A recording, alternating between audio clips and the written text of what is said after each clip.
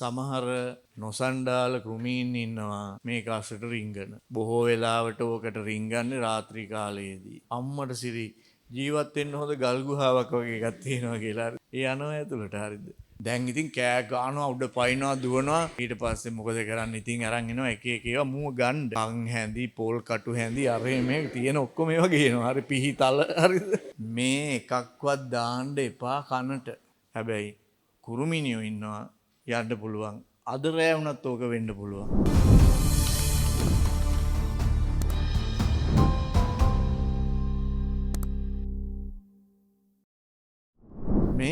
මේ කර්ණපටහ පටලේ රබාන වගේ.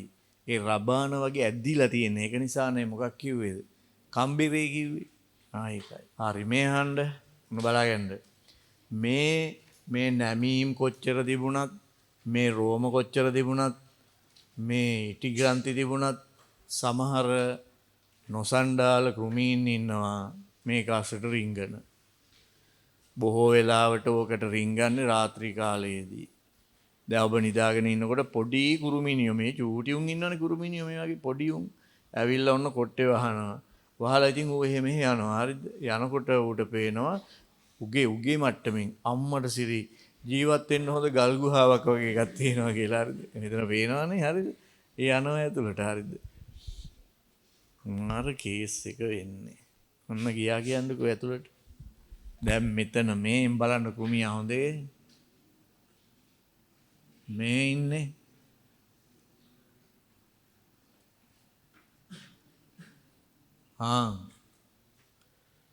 දැන් ඕක අස්සට ගිහිල්ලා ඌ එහාට මෙහාට යනකොට උගේ කකුල් වල මෙන්න මෙහෙම.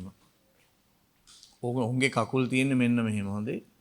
මෙහෙම පුරුක් තිබිලා අන්තිම පුරුකේ ඔන්න ඔහම තියෙනවා අර අල්ලා ගන්න පුළුවන් තැනක් ඔන්න ඔහම. මේ අපේ නියපොතු තියෙන්නේ. ඒ වගේ. ඒකෙන් අර ඔහම අල්ලගත්ත හැකි. ඕකෙන් අල්ලලා ඕක ඇවිදිනවා ඇතුලේ. හරිද?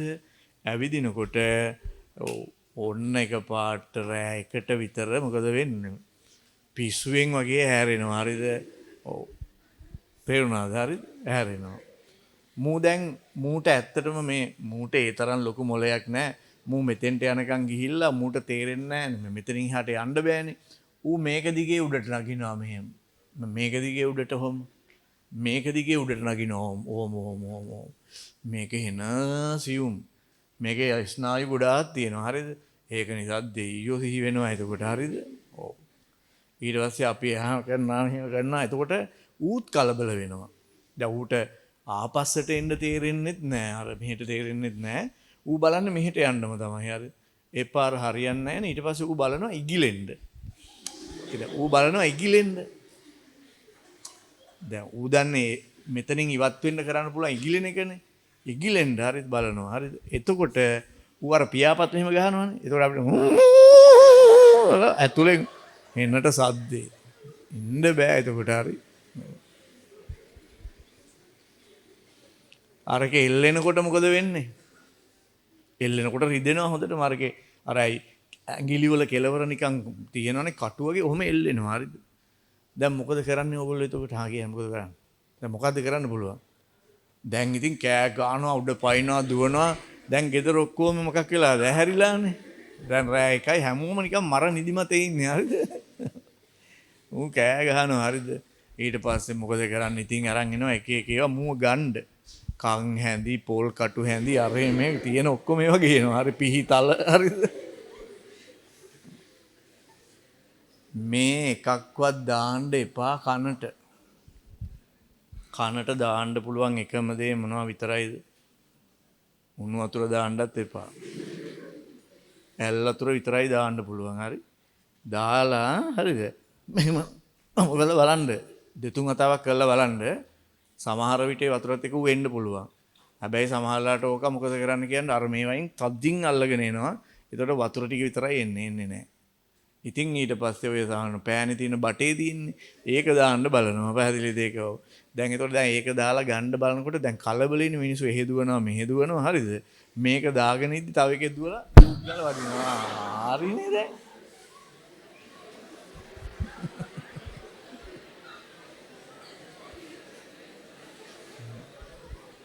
දැන් මේ අහන්නකෝ. මේ පියන ගැලවෙනවා. ගැලවිලා මේක මෙහෙට එල්ලෙනවා මෙහෙම. පැහැදිලිද? ඒ පාර මූ මෙතනින් වැටෙනවා මෙතෙන්ට. තේරුණාද? මෙතෙන්ට වැටෙනවා කෝනර් ඉදිනවා හෙනයක් ගැව්වා වගේයි. මේක ගැලවිලානේ හරිද? හැබැයි ඊට පස්සේ ඌ මේක දිගේ එනවා හරිද? අන්න විසිුණා ගුරුමිනියා. කොහෙන් ගිහින් කොහෙන්ද ආවේ? කනෙන් ගිහින් උගුරෙන් එළියට ආවා. ඔහොම වෙච්ච අය ඉන්නවා. ඊට පස්සේ ඔබට ඒ පැත්තේ කනෙන් ඇහෙන්නේ ඕ යාලා හද්දයක් විතරයි. වෙන මුකුත් මිනිස්සු කතා කරනවා නම් මන මුකුත් ඇහෙන්නේ නැහැ. ඊට පස්සේ ඕන් එක්කන් යනවා පහවදාට ස්පිරිතාලේ. අර එතන ඉන්න ENT සර්ජන් ඕකට අර මෙහෙම එකක් දාලා මෙහෙම බලලා කියනවා අම්මට සිරි. ටිම්පැනික් මෙම්බ්‍රේන් එක ගැලවිලා. දැන් මේක ආයෙ තියලා මහන්න ඕනි. ඒක ලේසි පහසු ඔපරේෂන් එකක් නෙමෙයි. අයි මේක තියෙන්නේ මොකක් අස්සේද කියන්නකෝ මට මේ. මොකක් අස්සේද තියෙන්නේ? ශංක කාස්තිය ඇස්සේ තියෙන්නේ. ඒතකොට මේකට අස්තිය බලන්න වෙනවනේ. ලේසි පහසු වැඩක් නෙමෙයි. එන අමාරු සර්ජරි එකක් මේක. දැක්කනේ කුරුමිනිය ගන්න කියලා කරගත්තදී. හරි දෙපාරක් විතර ඇල් අතුර දාලා හලලත් එන්නේ නැත්තම් මොකද කරන්න තියෙන්නේ?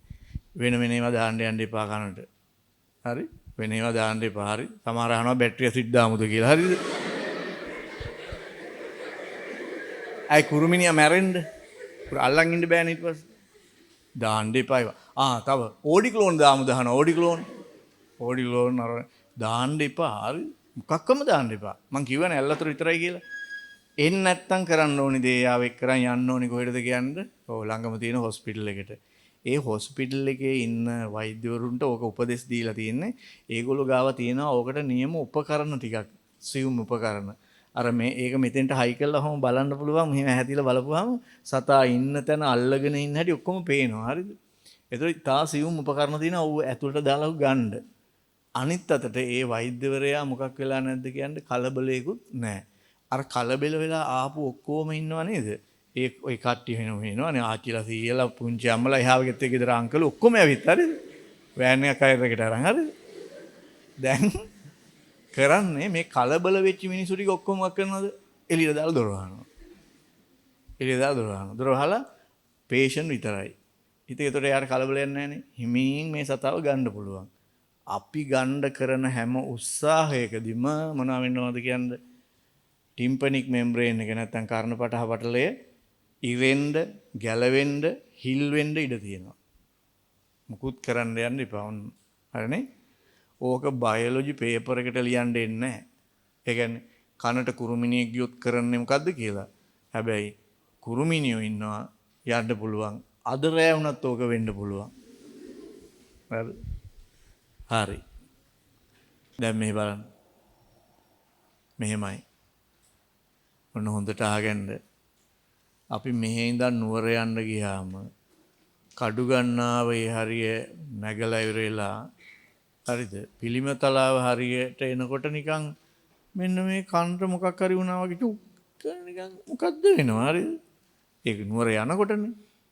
ආපහු එතන නුවරට යන්න නැතුව ආපහු පිළිමතලාව ඉඳන් කඩු ගන්නාව බහැලා වෙලා පහල හරියට ආවොතින් එහෙම කඩු ගන්නාවේ පහල හරියට එකපාරට හැම ඈනුමක් එම ගියාම අර වැහිලා වගේ තිබිච්ච එක ඇරුණා වගේ දැනෙනවා. ඒ මොකද්ද වෙන්නේ? මිනිස්සු කියන්නේ මොනවා වුණා කියලාද? කන් අගුළු වැටුණා කියලා. මොකද්ද අගුල? මොකුත් වෙන්නේ නැහැ. මෙහෙම උඩට යන්න වායුගෝලයේ පීඩනය මොකක් වෙනවද කියන්නේ? අඩු වෙනවා. හරිද? එතකොට අර කුටීරය ඇතුලේ පීඩනයත් මොන වෙනවද කියන්නේ? අඩු වෙනවා. හරිද? ඊට පස්සේ ආපහු උඩට ගියේ කෙනා මොන වෙනවද? ආපහු පහළට එනකොට මොන වෙනවද? ආයි සාමාන්‍ය වායුගෝලීය පීඩනයට ආපුවාම ටක් ගාලා මොන වෙනවද කියන්නේ? ඒක වෙනස් වෙනවා. ඒක තමයි දැනෙන්නේ. මොකද මේක හැම වෙලාවෙම වායුගෝලීය පීඩනයේ තියාගෙන ඉන්නේ. හරි? ඒතර මේ පැත්ත කුරුමිනිය වයින් කරනවා. මේ පැත්ත ඒක අර පැත්තෙන් ඕපන්නේ. එහෙනම් කර්ණපටහ පටලයේ දෙපැත්තෙම තියෙන්නේ මොකද්ද කියන්නේ? වායුගෝලීය පීඩනයේ තියෙන වාතය. එතකොට ඒකට යාට හොඳට මොනවා වෙන්න පුළුවන්ද? කම්පණය වෙන්න පුළුවන්. අර උඩට යනකොට මොකද වෙන්නේ? උඩට යනකොට මේ පැත්තේ පීඩනය මොකක් වෙනවද? අඩු වෙනවා. එතකොට යා මෙයාට කම්පණය වෙන්න මොකක් වෙනවද? අමාරුයි. ඒක තමයි නිකන් ලොක් වෙනවා වගේ එකක් දැනෙන්නේ. ඕකම දැනෙනවා ප්ලේන් එකේ යද්දි. ප්ලේන් එකේ ගිය අය දන්නවනේ. ඕකම දැනෙනවා. හරිද? ඔව්. ලෑන්ඩ් කළාට පස්සේ ලෑන්ඩ් කළා ටික වෙලාවක් ගියාට පස්සේ මොකක් හරි ඇරුණා වගේ දැනෙනවා. හරිද? ඊට පස්සේ තමයි හොඳට ඇහෙන්න ගන්න. හරිද? 2026-2027 උසස් පෙළ ජීව විද්‍යා හදාරන දරුවන්ට 2028 උසස් පෙළ ජීව විද්‍යාව හැදෑරීමට බලාපොරොත්තු වන දරුවන්ට තියරි ක්ලාස්, පේපර් ක්ලාස් සහ ස්ටඩි පැක්ස්, පේපර් පැක්ස් ඉතාම සානදායි මිල ගණන් යටතේ tissajananayaka.lk වෙබ් අඩවියෙන් දැන් ඔබට ඍජුවම ලබාගත හැක. විමසීම්